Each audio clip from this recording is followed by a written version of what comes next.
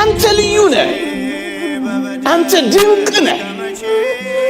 ይህንን ማንነት ዓለም በምታወጣው መስፈርት የመዘንከው ዕለት ነው ብቸኛ እንደሆንክ ደግሞም የበታች እንደሆንክ ያሰብከው።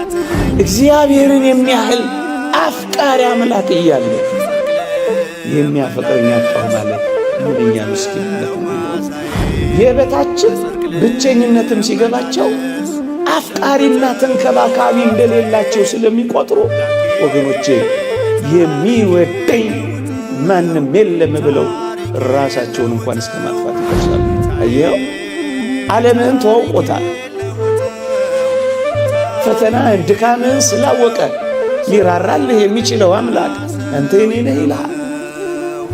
በአንድ እጅ ጣት የማይቆጠሩ ሰዎች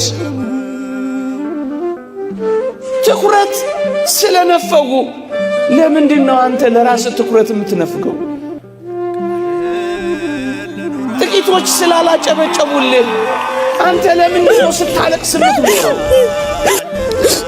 የብቸኝነትም የበታችነትም እንዳይሰማ እናንተ ኦርቶዶክሳውያን ወጣቶች ሆይ በዘላለም ፍቅር ወድጄሻለሁ የሚለው ባለ ጸጋው እግዚአብሔር ነው ሰጥቶ ማያልቅ። ይሄን ፍቅር ታውቁት ነው ወገኖቼ። የዚህ ዓለም ፍቅር እኮ አጣሁ ብለው ምናልባት እጮኛ ስላላፈቀራቸው፣ ምናልባት ባለ ስለከዳቸው፣ ኑሮ ሁሉ የከዳቸው የመሰላቸው ብዙዎች ራሳቸውን ማሳዘን ውስጥ ከተዋል። የተወደዳችሁ ኦርቶዶክሳውያን እኛን በዘላለም ፍቅር ወድጄሃለሁ የሚለው ግን መለወጥ የሌለበት